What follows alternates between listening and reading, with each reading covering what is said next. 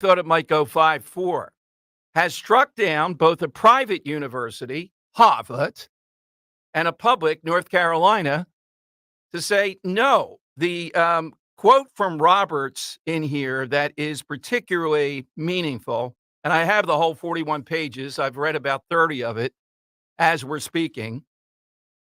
Eliminating racial discrimination means eliminating all of it. Eliminating racial discrimination means eliminating all of it. So, race cannot be used as a factor in this, in getting into these schools. That's what they're saying. Now, I know some people are saying, well, what about them in the workplace? Well, this is where the battle comes in. You realize it's 5 years ago that the Supreme Court says you don't have to join these unions. It's a right to work situation. Janice, we had the guy on. Remember that?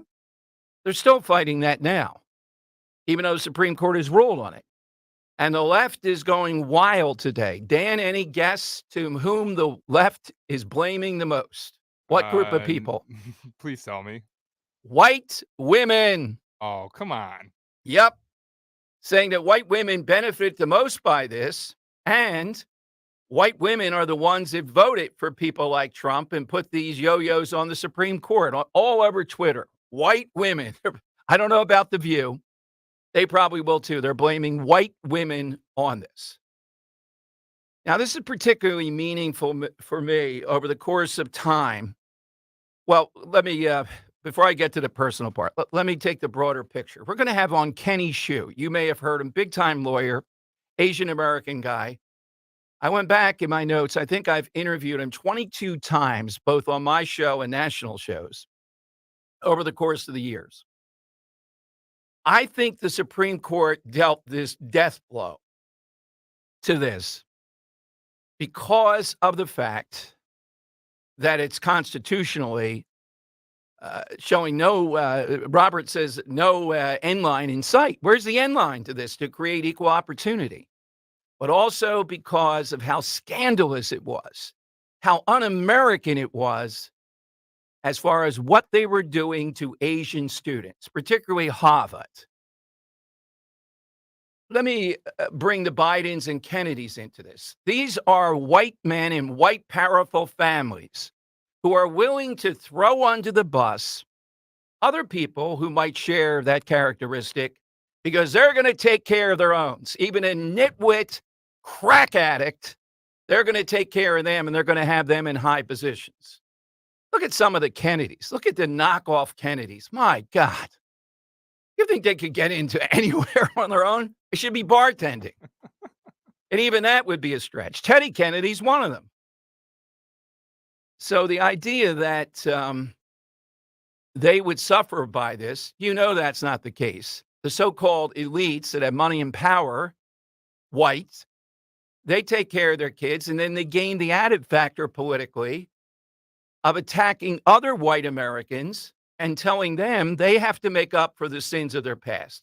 And I've always been convinced, again, this is a parental issue.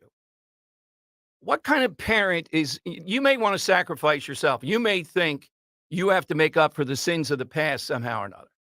How many people are crazy enough, though, to think that they're going to sacrifice their kids on that altar? I certainly am not. You're not. That's nuts. But the Bidens, the Kennedys, they played this game, 1,000 of those examples. Their kids taken care of, the best schools, the path, even if they're a crack addict. But these others have to make up for it. That's what affirmative action is about. That's not what affirmative action meant originally. Originally, it meant that you had to affirmatively prove that you were making people aware of opportunities. It wasn't an insider game that was discriminatory because people couldn't even know about the opportunities. And it's morphed into a quota system. Alan Dershowitz is busy today, but he might be on tomorrow. And Nikki Haley is going to be here at 12:30. And we'll ask them, Dershowitz particularly, references when Harvard had quota systems against Jewish students. Now I have here, Dan, I hope we can, how close I have to put that to the camera. I feel like I'm in a courtroom here. Exhibit A in front of me. Don't block. Wait a minute. YouTube.com/@12NWPHD. Don't block the hair, Dom. Don't block the hair. Keep it right there. That's right. Yep, a little higher, a little higher. No, I don't want to block the There hair. you go. Wait a minute. All right. Perfect. There All it is. right. I have with me, this was in Robert's brief, the 40 pages of the decision. And he picked up on, I have a chart of class of 2009, Harvard through 2018. And Dan, almost every year from 2009 through 2018, Robert says, they arrived at Harvard magically, with 11% of the students being African American. And with Hispanics, they arrived at a number of 10%. Asian students who exceed all kinds of boundaries, they arrived at a figure of about 19%. And you may remember what they did with Asian students. They said they were lacking emotional intelligence, personality traits. They couldn't stop them with all the great stuff they were doing. They couldn't stop them with any test, any grade scores, any academic skills that you want. And that unfortunate term, but it's fortunate because it tells you what the left is all about. That term, they're white adjacent. Ah, yeah. Is there a worse, more discriminatory term that's been coined, at least recently? White adjacent. Let's think what that does. You can't get them in saying they're white. So you're going to put it right next to it's like a double shot at Asian students. Should it matter? Would Harvard be a different place if 30, 40, 50% of the students were Asian? I don't think so. Is the NBA wrong that what, 79, 80, 85? I mean, of NBA players are African American, and the ones that are not are mostly from Europe. There's very few Americans, unless you're 7 foot. Dan would have to be 4 inches taller, sitting there producing, and we take him over, get an NBA tryout. He was able to stand up. He's 7 feet. Put him in there. Yeah. There's still not that many 7-footers in the NBA. You got to meet that white quota. Yeah. That's right. There might be only 7 or 8 players that are actually 7 feet or more. It's still a rare thing. Okay, so 855-839-1210, you get on board. Now, the Shaka Vitaz story with this. When the Michigan Law School case came down, I got Shaka Vitaz, then a powerful congressman before he went off to jail, got him on. It got pretty heated. He was on the side of saying you needed affirmative action or quotas even in law school. And he actually argued, Dan, that Roe, so let's take my category, my demographic, big mouth, bloviating talk show host. Roe, pre-K teacher. That's one side of the formula. In Shaka Vitaz's world, he said because of his race and his wife's race, his wife then was big-time anchor, reportedly making $500,000 a year then, this is years ago, at NBC 10. Might have even been NBC 3 at that point. He said, when you look at that formula, Dom and Roe Giordano have a much bigger advantage over Shaka Vitaz and his wife, Renee. Even with some of the things I just laid out in life, their kids would deserve the break over DJ or Luke to get into Michigan Law School. Boy, after that, we went down Broadway quite a bit. Okay? His kids went to elite schools, costly schools. His one son, nice guy, ended up in jail, and I'm convinced because the family had influence, they were able to get these false loans and all that were not real, and they got caught. But in what universe, given that set of circumstances? So you have to believe that the Obamas, for example, the Obama kids would have to get the advantage over DJ and Luke, or little Benny Borowski, or Bernice Bernowski. Benny's my nephew. There's already a Benny Borowski. Oh, that's right. It's already off the board. That's off the board. Okay. In this world, Obama, quote, I'm heartsick over this. Of course, Fox has on Tim Scott laying out what a good day for the country this is. So that's the question. Is this not a good day for the country? Now, I know some people think, well, what about, what about in the workplace? We're still not, I hear you. The court system, instead of saying this thing is inherently wrong, it's not just college campuses, they got to go with the case that's in front of them. And in this case, it involved University of North Carolina and Harvard. I particularly take joy in this, Dan, anytime that Harvard gets whacked. Anytime the mere mention that they get pushed back on, you'd have to do it 5,000 times before I'm even remotely satisfied. Anytime, anybody. And by the way, they had trouble with this case. One of the justices, the new Justice Brown, had to recuse from the Harvard case because she was working defending Harvard during this. I think at least 5 of the judges went to Harvard, at least law school. At least 4 of them went to Harvard College, University, and the law school. Just another issue of to get on the Supreme Court. You can't have my background going to LaSalle University, Rutgers Law School at night, and then Dom Giordano for postgraduate university. All right, so it's all Harvard, and they got whacked today, and they certainly deserved it. All right, 855-839-1210. So we'll talk with Kenny Shue at 1 o'clock. We're going to talk with D.A. Weintraub from Bucks County about the great thing they did in breaking up this catalytic converter, take you inside that ring. And Dan and I are getting our media credentials, among other things. We hope to bring you a lot of what it's like with the protesters. Police sources told me, I haven't seen it at the Inquirer yet, that the American Revolution Museum was attacked. Windows overnight were broken, and profanities toward Mothers for Liberty. The Inquirer does note, though, that the Moms for Liberty, Dan, say they have an extensive private security team. Now, I don't believe in subtle private security. I would say the Dom Giordano 100 guys with no necks team will be there. And they've instructed attendees not to engage with protesters. Nice work by the Inquirer. And these moms are not fooling around, Dan. Is he going to be out there leading them? We got to run right over. If we see a guy playing the guitar this afternoon, we got to go talk to him. We got to definitely do that. But Dan, in their safety tips section on the event website, the Moms for Liberty include a link to information about Pennsylvania's concealed carry reciprocity agreements, meaning if you're concealed carry, whichever state you're from, are they in agreement that you can do that?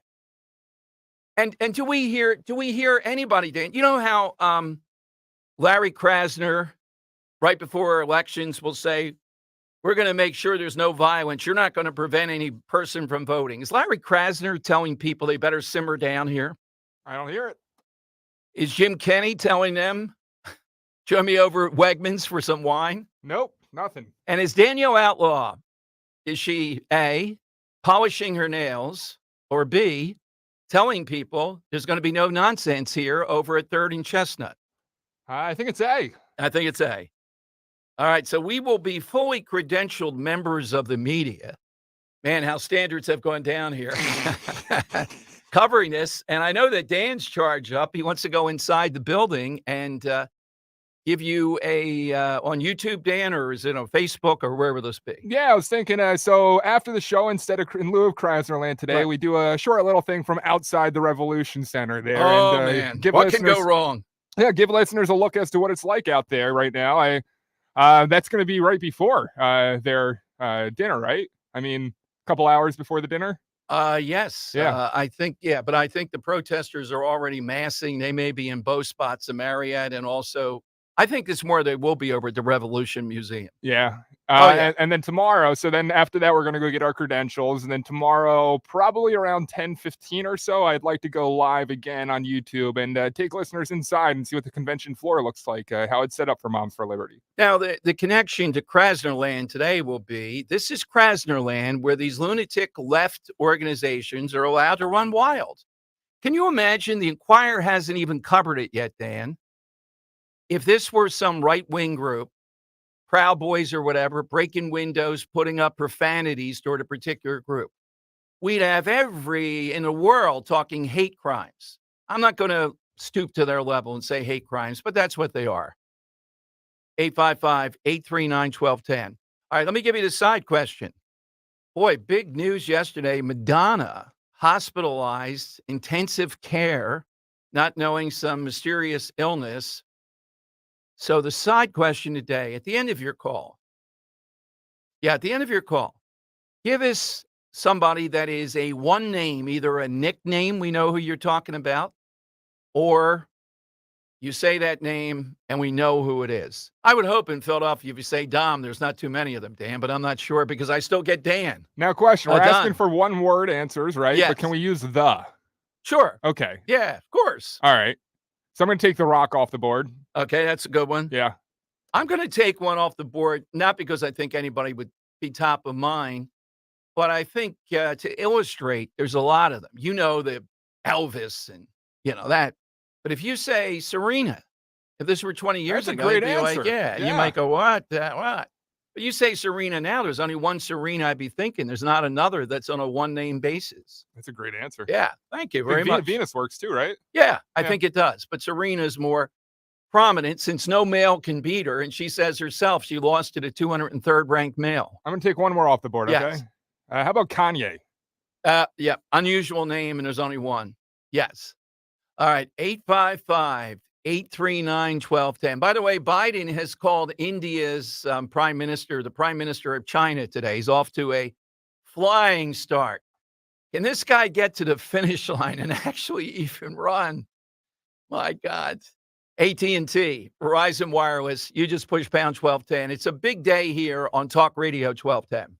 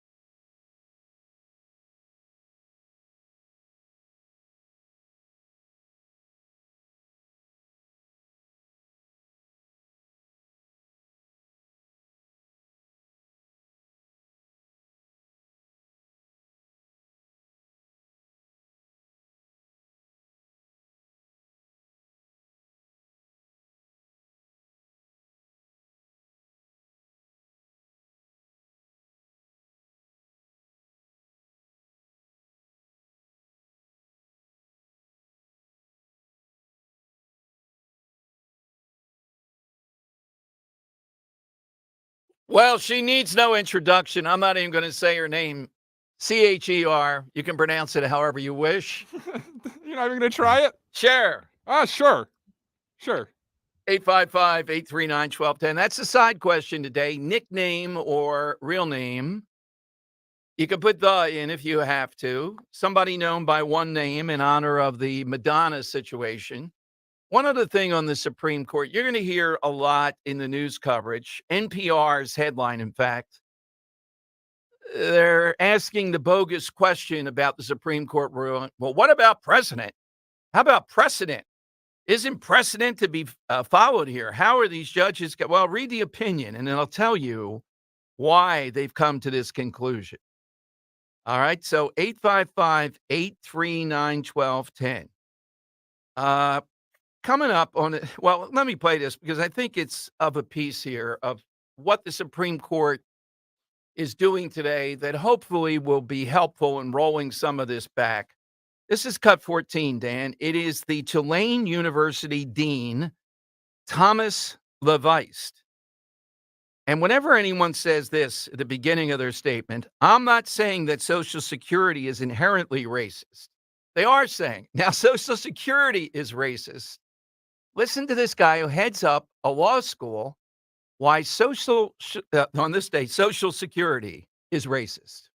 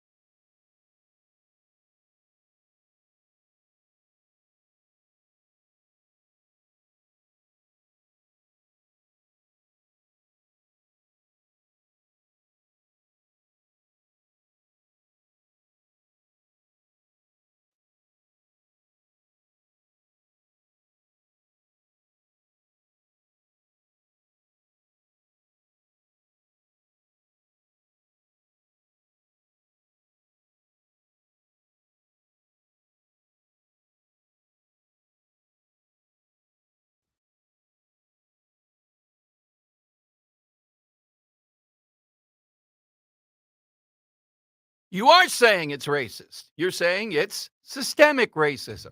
That's why this made news. You are, sir, exactly saying that. Social Security now. Roads are racist. Mayor Pete. Social Security is we go through this constantly. And how does that play into the big story today? Well, then we still need, the other side would say, and if you asked, well, what's the metric that would tell us when we wouldn't use race in determining who gets into these colleges? They will give you no answer. And John Roberts, in his opinion, uh, went to that point several times. No end line in sight, no metric to tell us this is over. We shouldn't be doing this anymore. I'm still telling you, I think what fueled it was how inherently biased this was against Asian students. So you're seeing the media say, oh my God, based on this. Now, I guess the class for Harvard's already decided for next year, but they're saying if you look at the next class, instead of 10 to 12% of minorities, it'll be 5 to 6%. Yeah. And I would argue maybe the Asian component will go from 18 to 20% to 30%. If they're the most qualified, well, what qualification is race? No, the Supreme Court just told you it's not. The qualification is the metrics you set up. Who best achieves them? Tell us what the metrics are. Who checks those boxes and achieves them? And those would be Asian students. Well, we can't have that many of them. That's what we're saying. We just can't have all those Asian students here. Why? Well, first of all, they're white adjacent. See, it's easier with white students if they predominate. because that gets into race directly. But what do you say to this ethnic group? Well, the reason you say they're making it is they're not really making it on their own. They're white adjacent. To me, that is one of the most disgusting terms for this reason. The really disgusting terms, we talked about it yesterday, To Kill a Mockingbird and all that, those are centuries old. They devised this just in the last 20, 25 years, even in this heightened atmosphere of being politically correct. You can still say, oh, yeah, well, Asians, come on. They're white adjacent. And people don't go, what are you talking about? You can't say that. Isn't that on the list here somewhere of something that those lists colleges put out? Is it on there? White adjacent? Oh, no, say it all you want. That's what they are. They're almost there. They're almost white. How do you determine that? Well, look at their achievements. Oh, so we're saying achievements academically equal white. All right, let's go to Lenny in Pittman. Lenny's on Talk Radio 1210. Hey, Len, welcome in.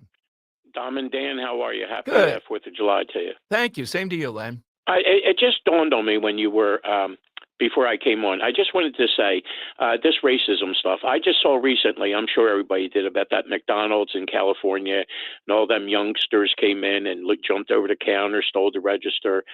If I said that 95% of the people that I saw on camera were Afro-American, would that make me a racist? Well, no.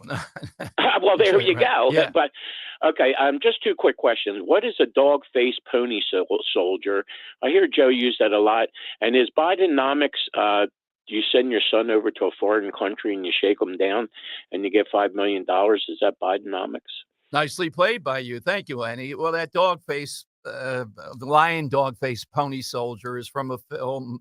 Oh, and it he is? put the two. Yeah, there is some film reference. As far as the other, I did put that up on Twitter. We'll get to it a little bit later on. Bidenomics is question mark because they're saying stuff. It's building the middle out and bottom up.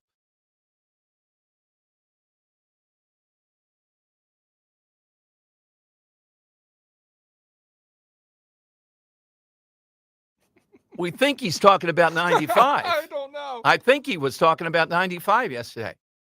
When does someone like Jill Biden, it's a rhetorical question, have such discomfort and personal embarrassment that she says enough? Never. She wants to be there. They want them there because that's their best shot at winning. So it doesn't matter that it gets worse and worse and worse. They're just hoping to get to the finish line and then let it continue. All right, we're going to talk with the DA out in Bucks County. Don't forget the side question. Let me take one on the side question. Somebody who is a one name. And here's one that's a great one, Dan, for a reason we'll get to in a moment. Donna in Malvern. Hey, Donna, who do you have today? I have Einstein. Now, why did you choose that one? Just because he was brilliant, and you only have to say that name, you know exactly who they're talking about. True. I was going to jump on your point and say you're right. I think we still say he's no Einstein. We don't say he's no Bill Gates, that genius, right? That fraudulent genius. Exactly. It just fits. Anybody who's brilliant, you just say he's Einstein, and it fits. Yeah, thank you. In fact, I don't think we say that, Dan. We don't say he's an Einstein. We know listeners too. It's more of a negative. We say he's no Einstein. It's true. Yeah, that's the way to use it. His brothers know how to make a dang good bagel, though. I'll tell you that. There much. you go. Yeah, that is a good one, though. How has Einstein been the thing? You know how things change? You would think. We should ask that someday. If we're going to get rid of he's no Einstein, we should say he's no Biden. It might not work. All right. Hey, also, we didn't get Lenny's answer. He wanted to submit magic. Okay. For Magic Johnson. Mm-hmm. Okay. All right. That still holds. I kind of like the Einstein one here, though. All right. DA Matt Weintraub is next. A big case. Almost shocking. I'll let him throw out some of the figures on what they did with this catalytic converter situation over in Dan's neck of the woods in Port Richmond. Any truth to the rumor? Dan wanted to go through there, wanted a special pass to the garage to see if he can find his catalytic converter. Go sort through them a little bit. Yeah, go sort through them. I don't know if that... I even brought it to a garage to have something etched on it, Yeah. and these criminals still, didn't care and still went to the... I guess the shop didn't care, they bought it anyway with these $150,000 a night. Is that what it How was? much of this is out there? This is a big ring, though. Are there that many big rings like this? How do they get away with it so long? He's next. We'll continue to take your calls here on Talk Radio 1210. Let's talk Rhino Shield for a moment because our good friend John Gilgee of Rhino Shield reached out with a special offer for listeners. Book now and get 20% off your job. If you've been waiting for the perfect opportunity to beautify your home with a permanent solution to paint, this is it. Rhino Shield looks like paint, goes on like paint, never chips, cracks, or fades. It's ceramic coating. It's guaranteed for life. You never have to paint again. I'm impressed with both the product and the company. It's perfect for any surface. You get the beauty of fresh paint with the maintenance of vinyl, even insulate your home. And for a project as important as this, you may want to work with someone that you can trust. That would be John Gilgee, the local owner of Rhino Shield. He'll meet with you himself, explain the process. He's helped many listeners just like you upgrade the look and quality of her home. Call him now. Take advantage of this 20% offer off just for my listeners. Visit myrhinoshield.com or 844-RHINO-99, 844-RHINO-99.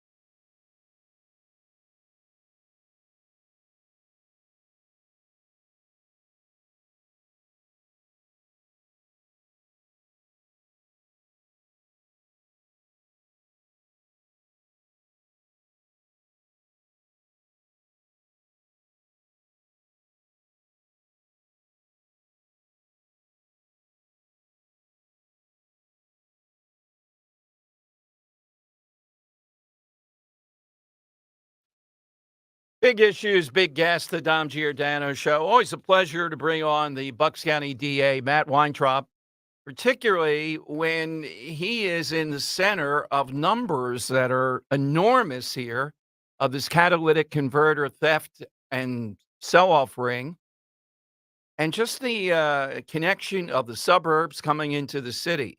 DA with us here on Talk Radio 1210. Matt, welcome back. Thank you for joining us. Oh, my pleasure. Thanks for having me on, Dom. Well, you've done a news conference and all. We've talked about it, but I wanted to ask you just a sense personally, what jumps out in this case the most about all of this? It's the brazenness of the thieves. They'll do this in broad daylight. They'll do it in shopping center parking lots, and just the sheer scope and volume of the numbers involved. Let's talk about the brazen nature of that. You know, where I am in Philadelphia, given homicide and given all the rest of it, we're seeing just lawlessness. But they're doing this even in the suburbs. Is it mainly malls or, in broad daylight? Can it be anywhere?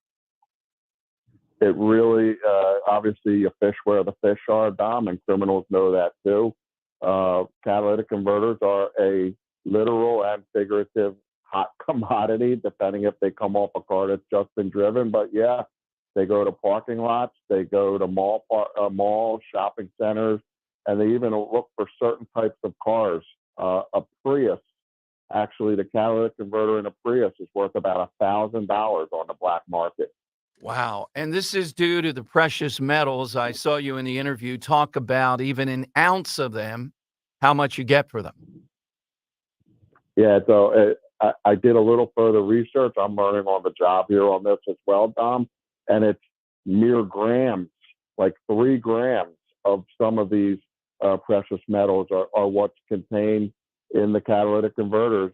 And when you add them all together, the value, the street value, is about $300 a cat when they sell them on the black market.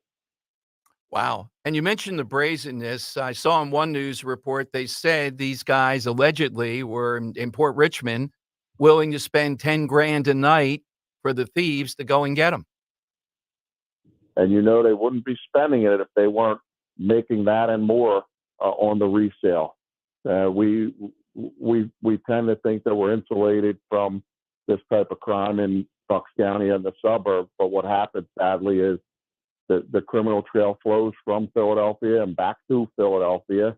These thieves know they have a $300 hot commodity in their hands that they can cut out of a car in about a minute or two, and they make a beeline right down to these junkyards, especially in this instance TDI, and they got $300 to go do whatever they need to do with that hot money.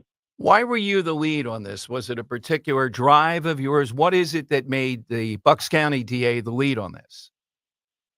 We are members of a task force. It's the Auto Theft Task Force.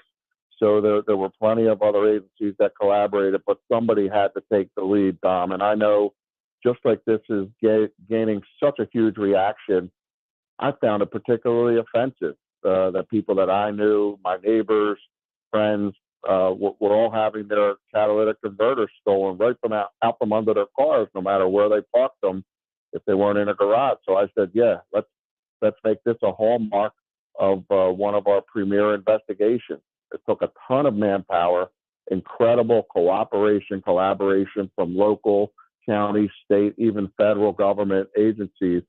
But we got the job done. We've made a great example here. Well, we'll talk about an ultimate fix, but let me backtrack and give kudos on 2 points there. I'm a big believer, you may know, and I think you are too, and you just evidenced it in this idea of we got to take things personally like this. I'm not saying to commit all of your resources just because you have a personal issue, but your gut told you that this is something that is maddening to people in the suburbs and everywhere. And going after it in this way, I think restores some degree of hope that we are actually going to go after this. Even the papers, I'm surprised, put the mugshots in, et cetera. But long term, DA, what is it that has to be? I'm not one, and I don't think you are, for just more and more laws on scrap yards or whatever, where, the good people are inundated. They can't do business. What has to be done, though? We have to make the corporations and the kingpins pay. We have to make it not worth the supply. The demand has to be reduced. So as you can imagine, Dom, there are a couple few of these scrap yards and junk yards that'll buy these things. If we can cut the heads off of those various snakes, there's not going to be any incentive for people to be cutting cats from underneath cars because they won't have anywhere to sell them. So that's the template that I'm hoping we've provided for additional law enforcement. We're the ones that took the first great leap, so to speak, in charging a corporation, which is pretty rare and unique. And I'm hoping others will follow. Well, charging a corporation, though, were these just a shell corporation allegedly doing this, or are they a legit corporation and this was a sideline? When you say, I read what you said carefully, we want to put this corporation out of business. Can you amplify that a little bit? Yes. Fortunately, this was a legit corporation. Okay. This is a real scrapyard, a real towing operation. It's just they found an easy way to make quick money on a nightly basis. And so we had the idea, actually, at the close of the investigation, to charge the corporation itself. And my goal there, as you said, was to put them out of business, number one. But number two, if that corporation has any assets, I want to convert them and hopefully get some restitution for the people that have been besieged by this onslaught. How would they get restitution? How would they prove that these are the people that did this damage to their vehicle? That's going to be a challenge, Okay. certainly. But and I'll give you at least my pie in the sky idea. The kingpin is a guy named Mike Williams. I'm hopeful that he will take responsibility, and that if he does, that he's going to try to hopefully minimize his jail time. And one great way to do that is to pay restitution. And so if we have 100 or 500 or 1,000 claims, I'll offer them to him and say, hey, do you want to pay these? And if he does, he'll get some credit for that, as he should. So we, of course, are focusing on Bucks County stolen catalytic converter victims, but let's see what we can do. Let's continue to be a model and see what works. I love this. Rather than throwing up your hands. And my producer, Dan, Matt, had this happen to him. He's got a question for you. Yeah, Matt. So Sure. in my case, I had my catalytic converter sawed halfway off the first time. I didn't file a police report, and then I got that fixed. It happened again. They took my complete catalytic converter. I filed a police report with the idea that I wanted the police to know that it happened. I didn't go through and file an insurance claim. So a person who had their catalytic converter stolen, and it's become such a rampant issue that some people just don't even report it at this point. What do they need? What kind of paperwork or something behind them would you suggest that they would need to have ready if there is some kind of restitution down the road? The best that I can say is that we're going to try to prove these temporally. In other words, if this occurred, in our instance, in Bucks County during the time that our investigation was ongoing, and we can at least prove that there's a likelihood that this catalytic converter was stolen and converted over to TDI, then I'm going to try to get them restitution. I can't promise it, but that's sort of the framework that we're working under. Now, I'm a little foggy on this because with this kind of great work, you didn't run for DA again, right? Yeah, that's right. That's right. So you're running for, or are you, I apologize, but you're running to be a judge. Yes, sir. That's right, Tom. It's a bittersweet thing for me. I'm doing it for several reasons. My term as DA is not up. It's in the middle. I have a couple years left. But if all things go the way I expect, I will be a judge come January 2nd, thereabout. Well, I like that, but boy, look at what we're losing here. I'm sure, there's Don't different, leave us, Matt. there's different life circumstance for you, etc. I mean, I'm serious, Matt, though, and listeners are saying the same thing, even on social media, how detailed this is. And you're not just saying, oh, give us a gold star. You're actually throwing out the possibility of restitution, and you got some leverage there. I mean, this is textbook stuff, so I couldn't salute you more. Well, I appreciate it. Let me just say, rest assured, people of Bucks County, my successor as my first assistant, Jennifer Shorn, is going to have a 2-year live audition in the seat, and you will love her. You will not be disappointed. It's a win-win. All right, she's got to follow the Matt standard here. If not, we'll be calling her on that. You're putting it on the line there. She better get that money from these catalytic converters. Hey, Matt, thank you very much. Please, when you can talk and we have to call you Your Honor, we'll do that too. But we love having you on.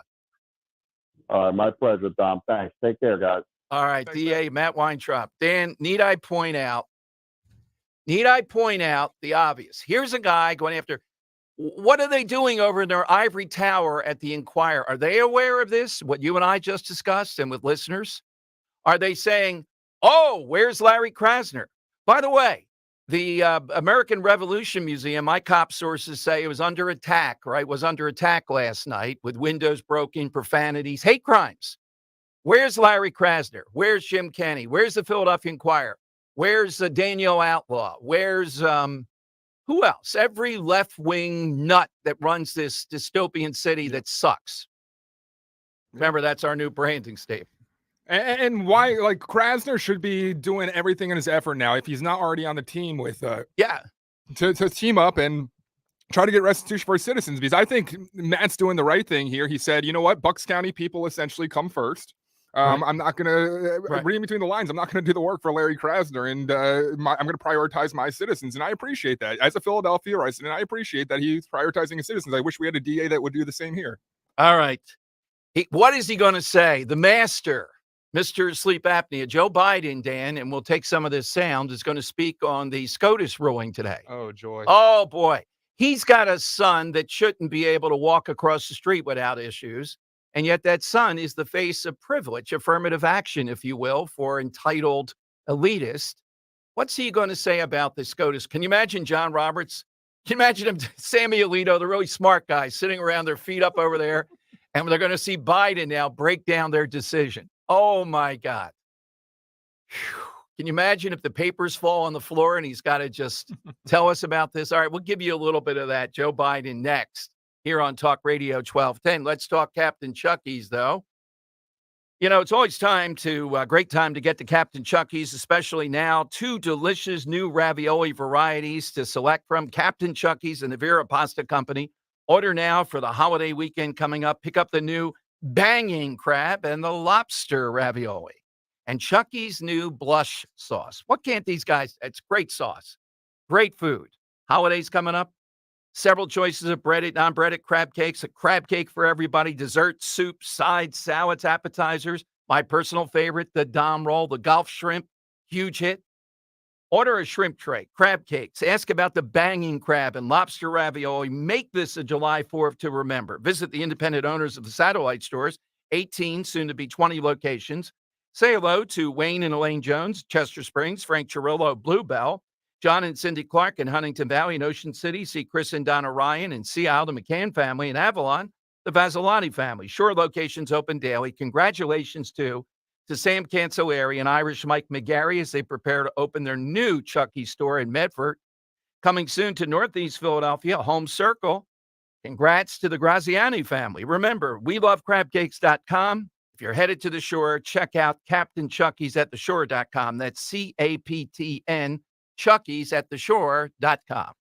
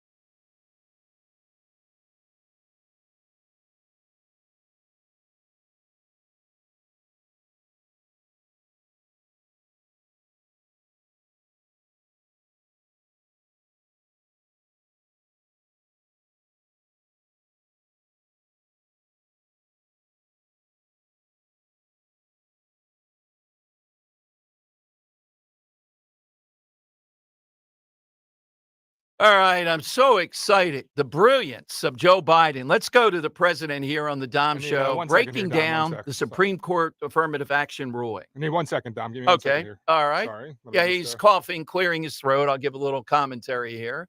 He Uh, strongly disagrees with the court decision. Tell us why, great leader.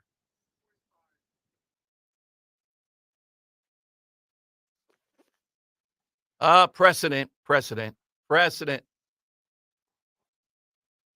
And meet the responsibility of opening doors of opportunity for every single American. Not Asian In students. case after case, including recently, just as a few years ago in 2016, the court has affirmed and reaffirmed this view that colleges could use race not as a determinant factor for admission, but as one of the factors among many in deciding who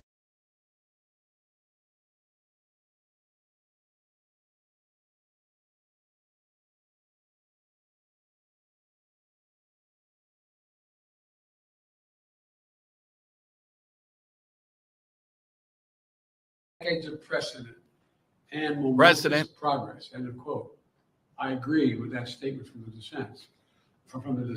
The court has effectively ended affirmative action in college admissions. And I strongly disagree with the court's decision. Because affirmative action is so misunderstood, I want to be clear, make sure everybody's clear about what tell the us. law has been and what it has not been until today. Many people wrongly believe that affirmative action allows unqualified students Oh, my goodness. to be admitted ahead of qualified students. This is not. how Okay, Dan, college just admissions- stop it right there. Okay, I got to make this point. I can't even wait to the end of this nonsense. So the tactic trying to have Biden explain precedent, but Dan, you see what they're seizing on. Now, this was done before. Philadelphia police had this. People would take a test, and the test, Dan, had scenarios, had types of things you might want to know as a cop. And the argument was, if you pass the test and you're a racial minority, that ought to be treated as qualified versus, say, someone who got 100 on the test. You see what Biden's doing here? He's talking about some bare minimum of alleged qualification versus people who have done better, meaning more qualified. All right, let's continue. work. Rather, colleges set out standards for admission, and every student has to meet those standards. Then and only then, after first meeting the qualifications required by the school, do colleges look at other factors in addition to their grades, such as race. The way it works in practice is this. Colleges first establish a qualified pool of candidates based on meeting certain grade, test scores, and other criteria. Then and only then, it is from this pool of applicants, all of whom have already met the school standards, that the class is chosen after weighing a wide range of factors, among them being race. All right, let's stop again. I think we've had about enough. No, it's not a wide range of factors. They're looking at race. Second of all, this idea of the standard and you're meeting the standard to be qualified is not true. All right. The standards are fluid. It's supposed to be the best and the brightest, not the qualified, maybe, and the slightly unqualified. My God, this is all that they can come up with here to try to tell America through Joe Biden. By the way, Dan, remember when he confronted that guy and told him how well he did in school, law school, etc.? I have 82 degrees. You only have one, buddy. Remember that whole thing? This is all-time blow. He is the all-time blowhard. When I think of a blowhard, it's a guy like this. You know, smart guys who say stuff, that's one thing. Dummies who do this.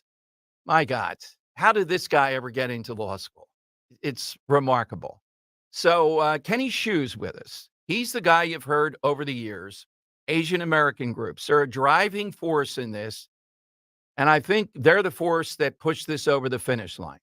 But of course, the Bidens of the world are going to tell you this. Oh, yeah, our colleges are stronger with diversity.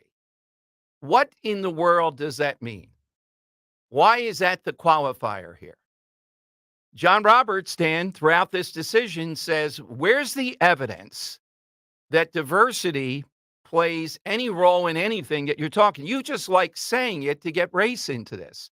In what universe does that make that experience noticeably better?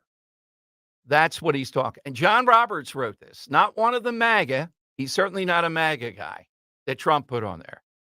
It's a big moment. We'll continue covering it. And we'll see what Harvard and others do. My guess is they're going to have to be fined. They're going to have to be dragged in. I don't think they'll comply. I think they'll just try another tactic. All right, don't forget the side question here today, too. Simple question. One name person. Madonna goes to the hospital. Big time story yesterday. We know who we're talking about. Could be the nickname. Could be one name. It could have the in front of it. You get in, though, at 855-839-1210. And just compare Weintraub and what he's doing, Dan. That's going the extra mile. He's going to be a judge. Restitution versus Larry Krasner. Where is Krasner? What is going on here in Philadelphia? And what's going on is this is the face of what progressivism is all about. That's what's going on here in Philadelphia. And if I have to remind you, it sucks. 855-839-1210. You get in with Dom on Talk Radio 1210.